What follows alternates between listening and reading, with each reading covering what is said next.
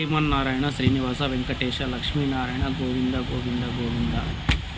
ఈ రోజు నుంచి నేను చెప్పేది కొద్దిగా వినండి. నా పేరు నాగరాజు, నేను దాసప్ప. ప్రతి ఒక్కరూ ఎవరన్నా చనిపోతే మాకేం సంబంధము, వాళ్ళు ఎత్తుతారు వీళ్ళు ఎత్తుతారు, వాళ్ళ బామర్దులు వాళ్ళ అన్నదమ్ముళ్ళు, మేము వీళ్ళు అనేది చాలా పాటిస్తున్నారు. దయచేసి అవన్నీ వదిలేయండి.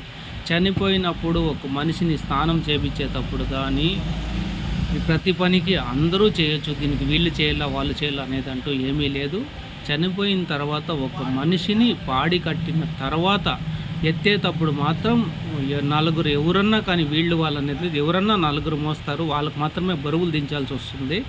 ఆ నలుగురు మాత్రం ఎత్తిన తర్వాత మిగిలిన వాళ్ళు వాళ్ళతో పాటు ఇంకా 100 మంది కానీ వాళ్ళు వీళ్ళు భుజాలు మార్చుకొని ఎత్తుకొని ఆడవాళ్ళు కానీ మగవాళ్ళు కానీ అన్నదమ్ముళ్ళు కానీ బావులు కానీ బామర్దులు కానీ వాళ్ళు వీళ్ళు అనేది ఏమీ లేదు. బిడ్డలు కానీ ఆడబిడ్డలైనా కూడా సపోర్ట్ చేయొచ్చు, దాంట్లో ఏ మాత్రం తప్పు లేదు. నలుగురికి మాత్రమే శాస్త్రం ఉంది కాబట్టి ఆ నలుగురు మాత్రమే పాడి మొదట ఎత్తుతారు.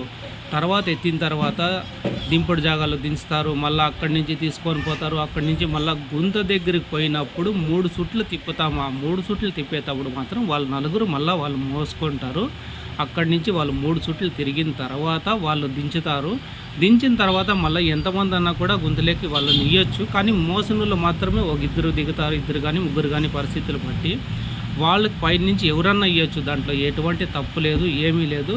దాన్ని మాత్రం ఏమాత్రం ఇది చేసుకోవద్దండి. మన సాంప్రదాయాన్ని మనం పాటించుకొని మనమంటూ నలుగురికి ఉపయోగపడే పని చెయ్యాలి కాబట్టి నేను తెలియచేస్తున్నాను. అది నా ఇది కూడా కాదు, మహానుభావుడు ఇచ్చిన ఒక పద్ధతి. మహానుభావుడు ఈరోజు ఏదో మనసుకు తోచింది కాబట్టి నలుగురు చెప్తాను. నేను ఎక్కడ పోయినా ఇదే మాట చెప్తాను.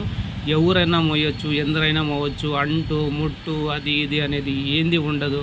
అంత మహానుభావుడు ఉన్నాడు. ఈ పొద్దు మనము నలుగురిని మోసినామంటే జీవితంలో మనతో రేపొద్దునే నలుగురు మోసే వాళ్ళు ఉంటారు కాబట్టి ఇది చెప్తాను. ఇది దేవుని విషయంలో ఇది ఒక పెద్ద మనకి ఆశీర్వాదం అనుకోవాలి. ఇది చేసేది చాలామంది నేను ఆఫీసరు, నేను ముట్టుకోకూడదు, నేను అక్కడ పోతాను, నేను ఇక్కడ పోతాను, ఆడ స్మెల్ వస్తుంది, అది ఇవన్నీ మానేయండి. జీవితంలో ఇది ఒక పని మీరు చేసినారంటే మహానుభావుడు ఎల్లప్పుడూ మనకు తోడు నీటుగా కాపాడుతాడు.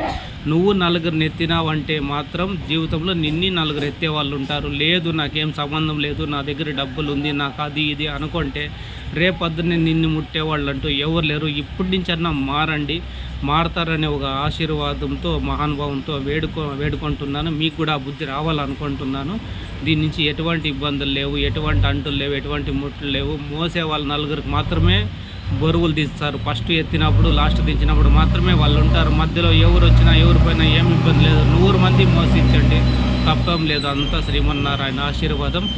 శ్రీమన్నారాయణ శ్రీనివాస కష్ట నివారణ వరహమూర్తి వజ్రకూటం ధర ప్రసన్నమూర్తి అభయమూర్తి స్వయం ప్రకార స్వయం కారణ ఆనందరూప తిరుమలవాస నీలమేఘ శ్యామ పుండరికాక్ష పాపవంశన దుష్ట సారాపద్ బాంధవ అనాథరక్షక కైలాసవాస లక్ష్మీనారాయణ వైకుంఠవాస శ్రీనివాస అందరినీ సల్లగా కాపాడగరా తండ్రి. గోవింద గోవింద వైకుంఠవాస వెంకటగిరివాస కైలాసవాస గోవింద గోవింద గోవింద.